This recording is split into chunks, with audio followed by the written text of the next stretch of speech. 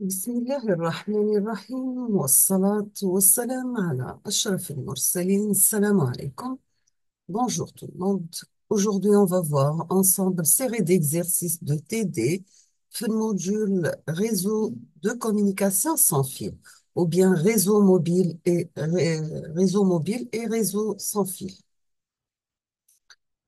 On va commencer par l'exercice numéro 1. Dans cet exercice, on vous demande de donner une représentation schématique du partage du canal. Donner une représentation schématique du partage du canal. Bien sûr, utilisé par une ressource radio entre grand N utilisateurs lorsque la technique d'accès multiple est utilisée et premièrement, vous avez la TDMA, c'est-à-dire la décomposition en temps, et la FDMA en fréquence. Donc, donner une représentation schématique du partage du canal utilisé par une ressource radio entre un utilisateur lorsque la technique d'accès multiple est utilisée et en temps la TDMA et en fréquence la FDMA. Nous avons, euh, nous avons une remarque que vous devez considérer le cas pratique, bien sûr. Deuxième partie de l'exercice numéro 1, on vous demande d'établir les expressions suivantes. Premièrement, la bande passante B de la FDMA. Deuxièmement, le temps total, T total de la TDMA. Établir les expressions suivantes de la bande passante B de la décomposition d'accès multiple en fréquence et le temps total de la décomposition en temps TDMA. On passe à l'exercice numéro 2.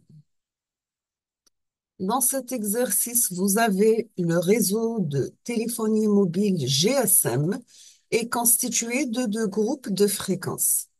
Le premier autour de 900 MHz et le deuxième autour de 1800 MHz. Le premier groupe se divise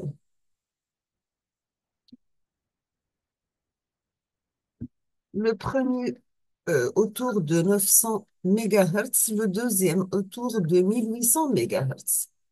Le premier groupe se divise en deux blocs de fréquences.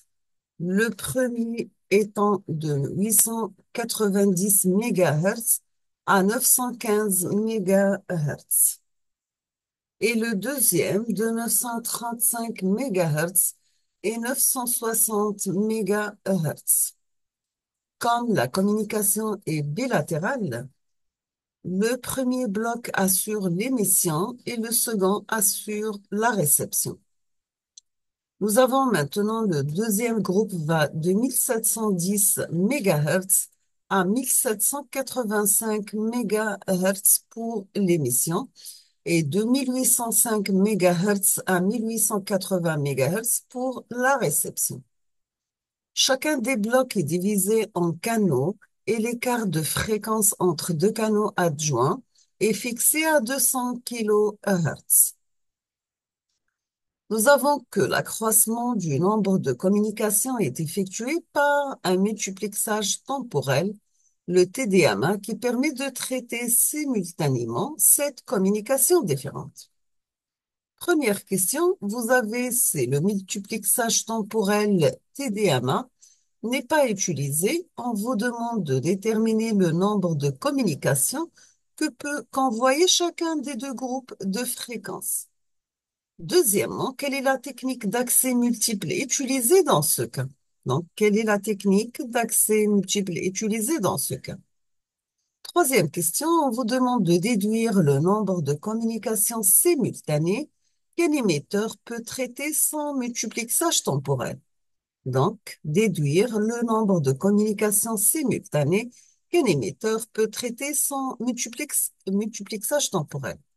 Quatrième question, combien de communications simultanées un émetteur peut-il traiter lorsque la technique d'accès TDMA, en plus de la DFMA, est utilisée, bien sûr?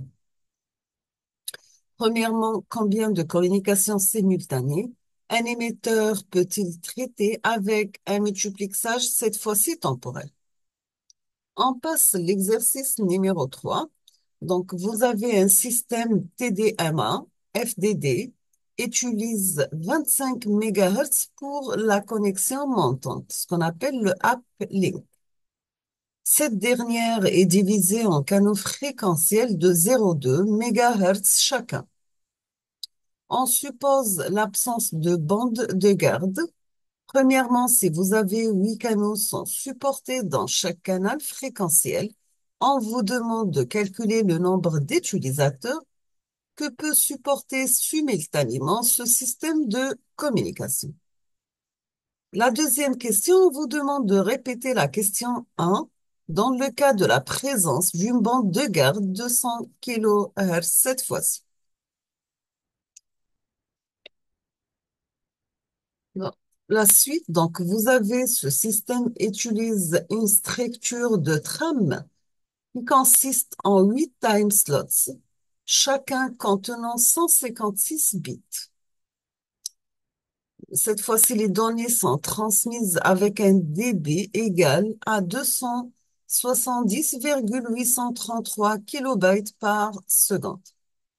La question vous demande de calculer premièrement la durée d'un bit, deuxièmement la durée d'un time slow, troisièmement la durée d'une trame et on termine avec combien de temps un utilisateur qui utilise un time slow doit patienter entre deux transmissions successives. Combien de temps qu'un utilisateur qui utilise un time slow doit patienter entre deux transmissions successives.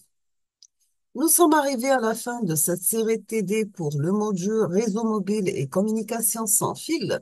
Je vous laisse le temps de réfléchir sur la correction des exercices et je vais mettre la solution dans les prochains jours, Inch'Allah. Je vous souhaite bonne chance, beaucoup de succès et à la prochaine vidéo. Merci beaucoup.